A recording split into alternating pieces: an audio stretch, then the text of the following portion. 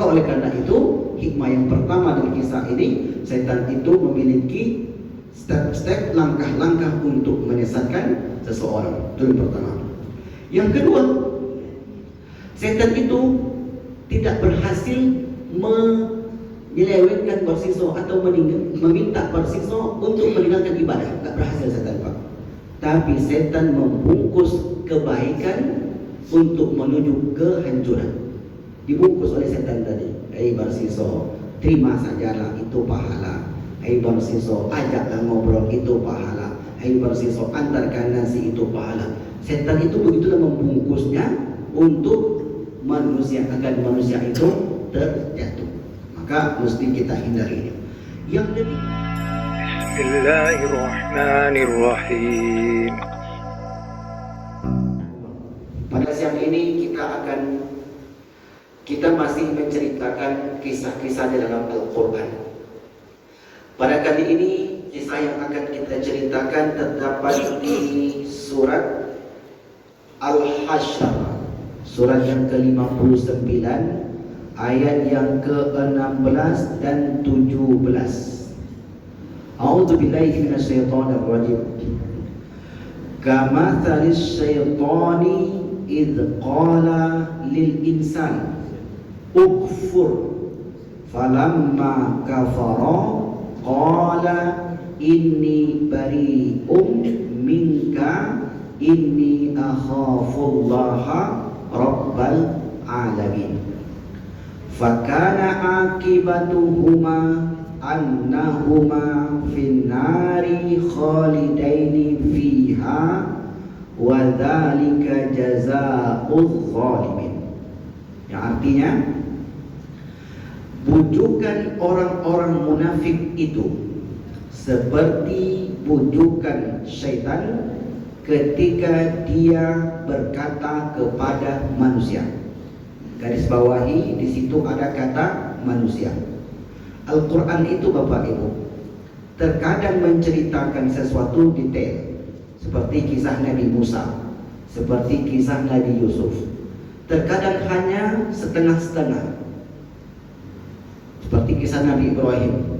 Ada surat Al-An'am, surat Al-Anbiya, banyak sekali, sampai surat Al-Dariyat. Dan terkadang Allah itu hanya menyebutkan secara isyarat. Ya, yang isyarat inilah yang banyak sekali hikmah-hikmah yang bisa kita jadikan pelajaran dalam kehidupan, termasuk yang disebutkan dalam ayat ini. Karena dikatakan oleh Allah insan.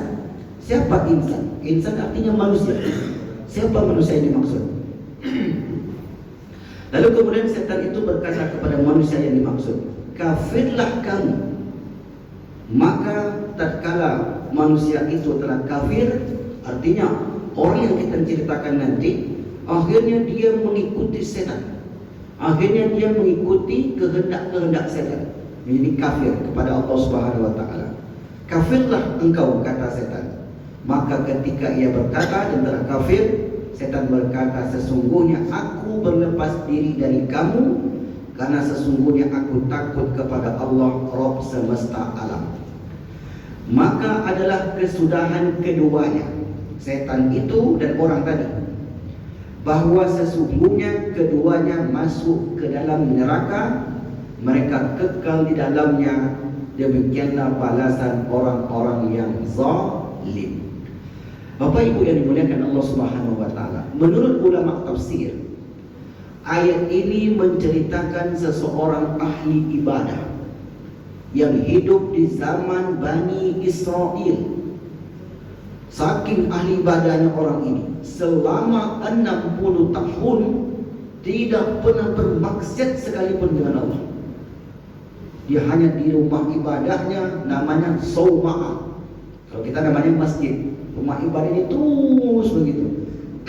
Dan bahkan dia ini juga seorang yang alim, tapi tidaklah sealim Bal'am.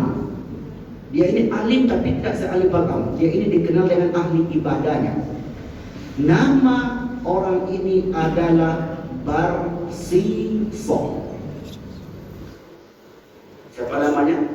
Barsisa. Seperti janji saya pagi kemarin, bahwasanya Barsisa ini seorang ahli ibadah scholar, pernah bermaksud selama 60 tahun, kemudian juga ahli fikih, kemudian juga dia bagian dari ulama Bani Israel, dan dia ini tempat mengadu. Bapak Ibu yang dimuliakan Allah Subhanahu wa taala, setan berulang kali untuk menggoda Barsiso agar meninggalkan ibadah. Hei Barsiso, janganlah solat terus. Sekali-kali pergilah ke diskotik. Hei Barsiso, janganlah zikir terus. Sekali-kali nontonlah sinetron. Hei Barsiso, sekali-kali kaulah ngobrol. Jangan ibadah terus. Begitulah cara setan menggoda Barsiso terus sepanjang hari. Dalam tafsir itu disebutkan sampai setan itu putus asa, Bapak Ibu. Gak bisa dia menjebak Barsiso ini, karena Barsiso itu sangat hebat sekali menjaga hubungannya dengan Allah Subhanahu wa taala. Sampai setan pun stres untuk menggoda seorang Barsiso. Sampailah suatu ketika negeri yang ditinggali Barsiso diperangi oleh negeri-negeri lain, sehingga negeri tersebut menjadi centang berenang, hancur, dan bahkan banyak dari rakyatnya yang mati, syahid, dan ada pula di antara raja-raja mereka yang ditawan, perempuan-perempuan mereka ditawan.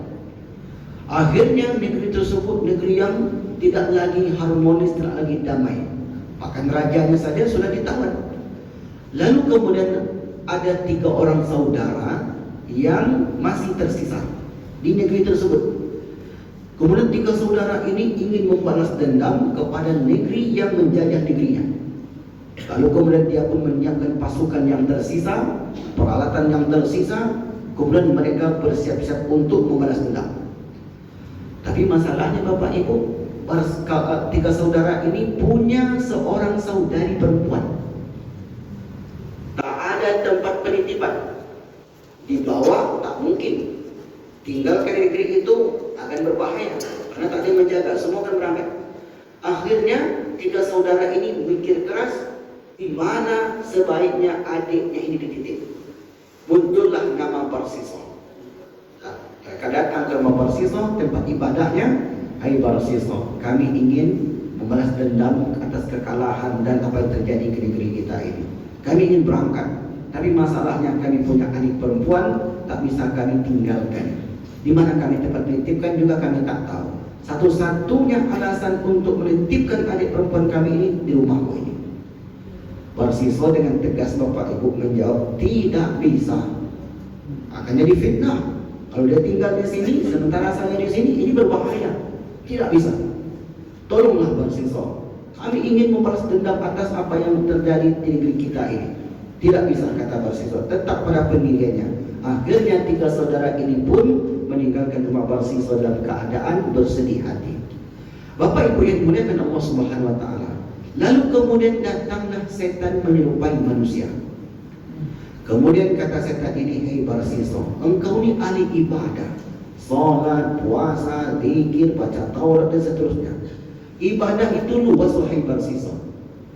Engkau membantu orang ini juga ibadah. Kalau engkau lewatkan ini, hilang satu kesempatanmu untuk memudahkan urusan kamu di akhirat nanti. Karena dalam Islam itu diajarkan, siapa yang membantu saudaranya di dunia, melapangkan kesulitannya, Allah akan lapangkan kesulitan di akhirat. Man naffasa an mu'minin kurbatan min kurabid dunya, naffasallahu anhu kurbatan min kurabi yaumil qiyamah.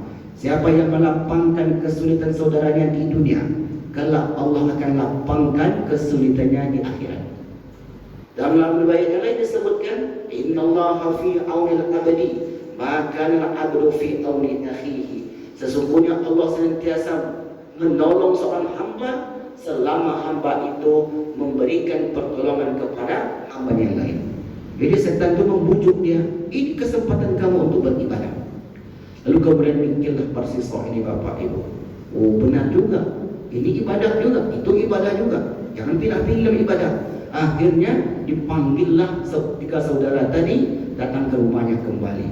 Setelah itu dia bermufakat, saya akan menjaga adik-adik kalian, tapi dengan syarat. Apa syaratnya? Kalau dia tinggal di rumah saya ini, dia tinggal di lantai atas. Ada riwayat mengatakan Rumah mahasiswa itu 2 lantai. Adiknya lantai atas, mahasiswa di bawah. Ada riwayat mengatakan dibangunkan rumah di samping rumah ibadahnya. Artinya tempat tinggalnya dekat dengan rumah mahasiswa. Karena cerita ini Bapak Ibu cerita Israiliyat, cerita yang berlaku di masa Bani Israel. Dan cerita Israiliyat itu dibolehkan oleh Nabi untuk diceritakan. Hadithu an Bani Israel, ceritakanlah tentang kisah-kisah Bani Israel. Wala haraj, maka tak mengapa. La tusaddiquhu wala tukadzibuhu, jangan engkau percaya 100%, jangan pula engkau dustakan. Artinya boleh diambil sebagai pelajaran. Lagi pula di dalam sejarah itu tidak ada Al-Quran yang menyatakan secara langsung, itu adalah penelitian para ulama. Sejarah itu begitu Bapak Ibu. Lalu kemudian akhirnya mahasiswa tadi memberi syaratnya dia setuju, deal or no deal, setuju atau tidak setuju. Akhirnya 3 saudara ini pun setuju. Setelah itu dititipkan adiknya di rumah mahasiswa. Kata mahasiswa, makan akan saya antar, apapun kebutuhannya saya yang berikan, jadi dia tak perlu keluar. Baiklah, akhirnya berangkatlah 3 saudara ini. Tak tahu kapan pulang Bapak Ibu, karena namanya masa perang. Kalau selamat pulang, tak selamat ya selesai di sana. Lalu kemudian mahasiswa pun melayani perempuan ini. Dia di rumah saja. Setiap hari dikasih, dihantarkan teh tarik, dihantarkan nasi lontong, makan itulah. Kalau kita kan itu nama makanannya. Setiap hari diantarkan nasi uduk, diantarkan habis itu pergi.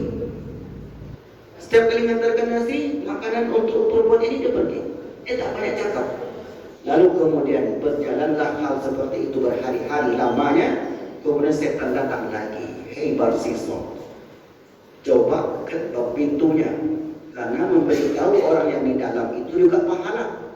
Kalau dia nanti kau letakkan ini, 1 jam kemudian baru diambil, bisa jadi makan itu sudah tak enak, bisa jadi sudah dimakan hewan lainnya. Kau kasih tahu cepat supaya dia ambil. Oh, termakan oleh mahasiswa. Ya juga. Akhirnya besoknya dia mulai antarkan makanan, ketok pintu, habis itu pulang. Berjalan pula semacam itu berhari-hari lamanya. Sementara abang-abangnya juga belum pulang. Kemudian Bapak Ibu, setan datang lagi. Setan itu begitulah dia. Setan itu kalau menggoda seseorang, nggak langsung Pak. Dia selangkah sampai orang itu terjatuh.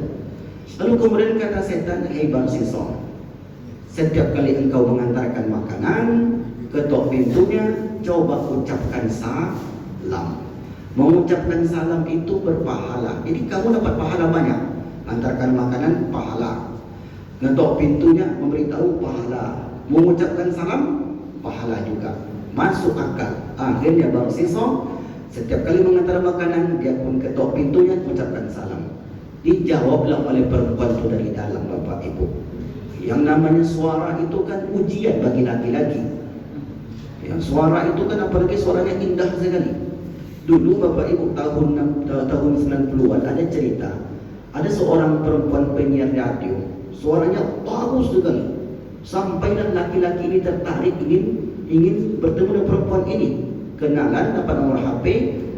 Ya, setiap hari komunikasi, suaranya sangat indah sekali. Penyiar radio kan suaranya bagus.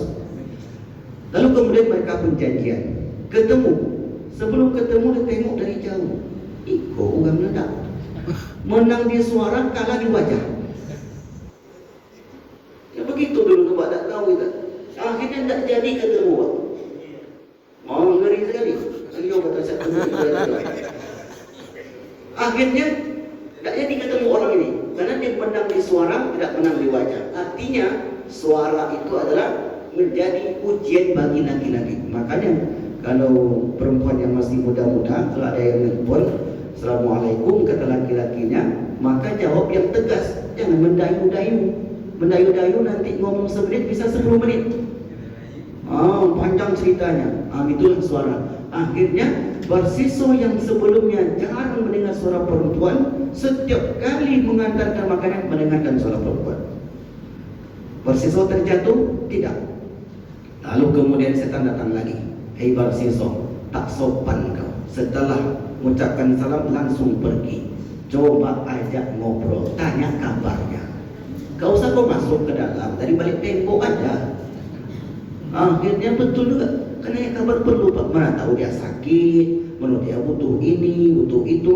Kalau tanya kabarnya kan bisa dicarikan. Nggak ada yang salah di situ. Itu baik sekali saran setan tadi. Akhirnya Barsiso pun setiap kali mengantarkan makanan, diajak ngobrol lah perempuan ini. Orang kalau sedang ngobrol Bapak Ibu, macam-macam yang terjadi. Muncul rasa suka, muncul rasa ini, rasa itu. Akhirnya setan pun datang lagi. Kalau kau ngobrol di balik tembok Barsiso, rasanya tak sopan. Temboklah betul wujudnya, ada tidak orangnya itu. Jangan-jangan dia berpura-pura. Akhirnya Barsiso pun melakukannya. Setelah Barsiso bertemu perempuan ini ngobrol asik, kata para ulama tafsir, terjadilah ada sesuatu di hati Barsiso, ingin kepada perempuan ini. Akhirnya terjadilah perzinahan Bapak Ibu. Allahu Akbar. Setan itu pintar Pak. Jadi kalau ada orang S2, setannya S3. Kalau ada orang 5 kali ke masjid beribadah, setannya 6 kali ke masjid. Artinya setan itu tak mungkin dibawa kita menggoda kita, karena kalah dia. Dalam riwayat itu sebutkan kalau setan itu kalah menggoda orang itu, ajab Pak, kena tangan sama bosnya. Dan setan itu begitu, dia SOP-nya harus lebih tinggi. Makanya kata Allah, wala tattabi'u khutuwatis syaitan, jangan kau ikuti langkah-langkah setan. Setan itu langkah-langkah. Akhirnya Barsiso pun melakukan perbuatan tercela, kemudian perempuan ini hamil. Setelah hamil Bapak Ibu melahirkan, setan datang lagi. Hei Barsiso, setan ini terus datang Pak. Jangan kira ketika kita sampai ke Mekah setan tak ada. Oh, itu paling banyak setannya tuh. Dan kira sampai di masjid kita tak ada setannya. Setan itu senang orang di masjid Pak. Apa contohnya? Dibuat orang tuh tidurlah. Senang sekali itu. Dihembus semua. Jadi jangan kira setan itu hanya di kantor, di rumah, enggak. Lepas ibadah itu paling senang dia. Disuruhnya tidur orang tersebut. Ada yang tidur? Enggak ada kan? Ini contoh saja. Oh, enggak ada. Bersikir. Dia bersikir. Begitu hebatnya setan itu Bapak Ibu. Akhirnya kata setan tadi, hei Barsiso, mungkinkah nanti ketika abang-abangnya ini pulang, dia akan diam menengok adiknya yang sudah punya anak? Tak mungkin. Akhirnya, apa saranmu hai kawanku? Dia sudah tak sadar lagi rupa setan itu adalah dianggap sebagai kawannya, kan yang menyerupai manusia. Bunuh anaknya. Allahu Akbar. Akhirnya Bapak Ibu dibunuhlah anaknya. Setelah anaknya dibunuh, setan datang lagi.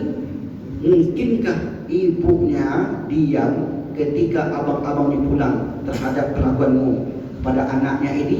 Tak mungkin. Karena seorang ibu pasti perasaannya halus sekali. Dia pasti akan laporkan dan engkau akan menanggung akibatnya. Jadi apa saranmu wahai kawanku? Maka sekalian bunuh dengan ibunya. Dibunuhlah dua-duanya Bapak Ibu. Kemudian dikuburlah. Ketika Barsiso mengubur dua anak beranak ini, setan meninggalkan sepotong kain di situ sebagai tanda. Barsiso pun pulang. Kata Barsiso, apa alasan saya nanti kalau abang-abangnya pulang? Sampaikan saja, adik-adik itu gak betah. Karena setan ini paling pandai mencari alasan Pak. Jadi kalau ada orang banyak betul alasannya, berarti dokek setan. Pandai setan itu paling mencari alasan yang untuk melindungi dirinya. Qadarullah, pulanglah 3 saudara ini.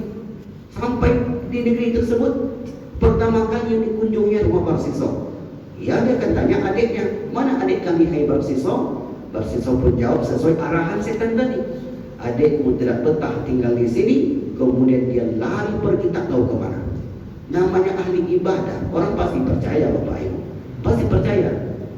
Kali ini kalau kita tengok orang bicara di TV One, dia pakai sorban, berjenggot juga, kita percaya karena menengok ke aliman dia. Tapi bisa itu dibungkus dengan kebohongan. Nah, begitulah cara seseorang. Lalu kemudian mereka pun pulang dengan sedih hati. Lalu kemudian mereka sampai di istana. Pada malam harinya mereka bermimpi. Ketiga-tiganya itu bermimpi dengan mimpi yang sama. Setan datang dalam mimpinya menceritakan bahwasanya adiknya itu dibunuh oleh Persiso. Disebutkanlah tempatnya Bapak Ibu. Terbangunlah tiga saudara ini.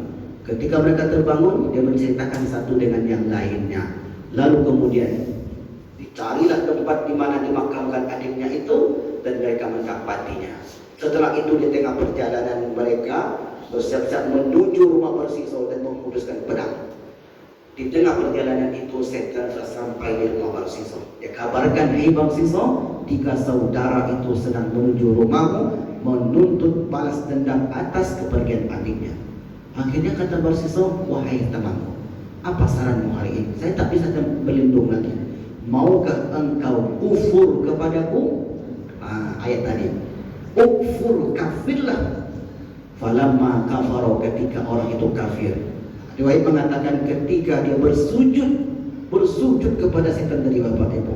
Di situ abang-abangnya tadi datang menghunuskan pedang memenggal kepala Barsiso. Barsiso pun meninggal dalam keadaan kafir, sujud kepada Allah Subhanahu wa taala. Akhirnya Barsiso yang awalnya ahli ibadah menjadi orang yang sengsara dunia dan akhirat. Inilah makna ayat tadi. Bapak Ibu yang dimuliakan Allah Subhanahu wa taala, apa pelajaran dari kisah ini? Yang pertama adalah bahwasanya setan itu memang takkan pernah diam untuk menyesatkan kita. Hari ini kita baca berita, ada seorang perempuan yang mati terbunuh. Siapa yang membunuh? Pacarnya. Apakah orang itu langsung membunuhnya? Enggak. Dia kenalan dulu, cari FB-nya, cari nomor WhatsApp-nya, kirim foto, kirim gambar-gambar aneh di WhatsApp-nya, kemudian ketemuan, kemudian ngopi-ngopi di paling indah kan nomor Remang tuh Pak. Habis itu habis itu janjian, habis itu booking hotel dan seterusnya, terjadilah perzinahan. Ketika perempuan ini hamil, si laki-laki takut bertanggung jawab. Apa yang dilakukannya? Dihabisilah nyawa perempuan ini. Itulah yang diungkap oleh polisi. Karena setan itu dia tak akan langsung dibunuh, dia tidak. Dia akan bungkus perbuatan orang itu dengan perbuatan yang baik. Atau contohnya Pak, ini contoh sederhana. Misalnya ini misalnya Pak ya. Di lingkungan kita ada seorang janda yang masih muda. Hidupnya susah. Bapak-bapak bantu nggak? Iya. Membantu orang kan berpahala. Ya bantu, Ustaz. Anaknya 2 orang pula lagi. Pekerjaannya nggak ada. Oke, bantu dengan sembako. Kan pakai gitu kan? Betul, dan itu dibolehkan. Nah, mengantar bantuan itu kita langsung atau orang lain? Istri langsung. Itu paling bagus tuh. Tapi kata setan, kalau bapak langsung yang ngantar lebih bagus tuh. Karena nanti sampai di sana bisa mengusap kepala anak yatim. Itu Pak, dibungkus dengan kebaikan. Setan itu begitu dia. Mungkin nggak sampai di rumah itu bapak antar langsung pulang. Mungkin aja Ustaz. Tapi kan nggak sopan Pak. Ngobrol dulu, mungkin dibuatkan teh tarik di situ. Lama pula. Tanya istrinya, aku lah ibu tuh. Contoh nih Bu ya, contoh. Ini artinya setan itu begitu cara mainnya. Dia tidak langsung Pak. Dia akan buat dulu sebagaimana orang itu nyaman. Orang yang di kantoran itu saya baca tuh, terjadinya perselingkuhan dan sebagainya itu diawali dengan pulang numpang dulu. Betul nggak Pak? Karena nggak ada tumpangan, dia ajak sehari, 2 hari, seminggu. Habis itu diajak ngobrol. Di tengah motor itu ngobrol pula. Kebetulan saya nggak di kantor, makanya saya nggak dapatkan begitu. Akhirnya kemudian asik ngobrol, muncul rasa suka. Inilah awal setan itu menggoda manusia. Maka agar kita tak terjatuh, atau mungkin generasi kita tak terjatuh sampai ke sana, dia sudah memahami langkah-langkah setan itu. Kalau Bapak Ibu yang sudah senior ini, insya Allah selamat Pak, karena sudah lewat masanya. Tapi enggak juga Ustaz, ada cerita berita Ustaz, kakek-kakek lagi Ustaz yang tadi. Karena setan itu tetap dia akan menggoda kita Bapak Ibu sampai kita ikut dengan dia. Nah, begitulah contoh-contoh dalam kehidupan kita. Setan itu begitu hebat dalam menggoda manusia. Setan itu ada satu buku namanya Talbisul Iblis, perangkap setan. Perangkap setan bagi orang jahat seperti yang tadi. Jadi buatnya selangkah. Perangkap setan bagi orang alim lain lagi. Misalnya dia merasa ibadahnya paling baik, paling sunnah. Itu ngeri itu Pak. Kalau merasa dia paling hebat ibadahnya sementara masjid lain tidak, itu udah kena perangkap setan itu. Menilai kita ini tidak sunnah, kita ini jauh dari hadis Nabi. Itu sesungguhnya orang semacam itu sedang masuk perangkap setan karena memandang orang itu rendah. Tapi dapat disadari. Itu disebut oleh Ibnu Qayyim Al-Jauzi dalam kitabnya Talbisul Iblis. Halus sekali mainnya. Sedikit, tapi akhirnya orang ini pun bisa terjatuh. Maka oleh karena itu, hikmah yang pertama dari kisah ini, setan itu memiliki step-step, langkah-langkah untuk menyesatkan seseorang. Itu yang pertama. Yang kedua, setan itu tidak berhasil menyelewengkan bersiswa atau meminta bersiswa untuk meninggalkan ibadah. Tidak berhasil setan Pak. Tapi setan membungkus kebaikan untuk menuju kehancuran. Dibungkus oleh setan tadi. Bersiswa, terima sajalah itu pahala. Bersiswa, ajaklah ngobrol itu pahala. Bersiswa, antarkan nasi itu pahala. Setan itu begitulah membungkusnya untuk manusia agar manusia itu terjatuh. Maka mesti kita hindari. Yang ketiga, lagi-lagi yang ketiga ini, ujian terberat kaum laki-laki itu ada pada perempuan. Kemarin kita ceritakan juga Bal'am juga terjatuh melalui istrinya yang tak baik. Ini istri tak baik tentunya. Karena memang Bapak Ibu, hebatnya seorang laki-laki itu ditentukan oleh istrinya yang hebat. Sesungguhnya apa-apa yang hebat ini itu tak lepas dari peran Bu Ibu tuh Pak. Betul tak Bu? Betul Pak. Hebatnya laki-laki ini karena ada perempuan yang hebat di belakangnya. Tapi coba dibalik. Ada sebuah penelitian Pak. Hancurnya satu rumah tangga itu tengok maknya. Makanya orang barat itu tak bisa dia menghancurkan keluarga muslim kecuali masuk melalui ibunya. Karena ibu ini mengatur semua di rumah. Anak 24 jam bersama emaknya, kemudian pendidikan ini. Maka untuk merusak keluarga muslim dia tak cukup merusak bapaknya. Karena bapak itu pergi pagi, pulang malam. Terkadang mungkin ada yang mandak seminggu, 2 minggu. Siapa yang bersama anak-anaknya? Adalah ibunya. Maka oleh karena itu, perempuan itu hebat, akhirnya melahirkan suami yang hebat pula. Oleh karena itu, bersiswa akhirnya tunduk dengan tipu daya setan tadi melalui si perempuan ini. Yang terakhir, yang keempat, bahwasanya setan itu sangat pembohong. Tapi gimana kita mengetahuinya? Kita kan tidak melihat itu. Maka kata Rasulullah SAW, al-ithmu ma'haka fi nafsika. Yang mengarah kepada dosa itu sesuatu yang menyesakkan dada.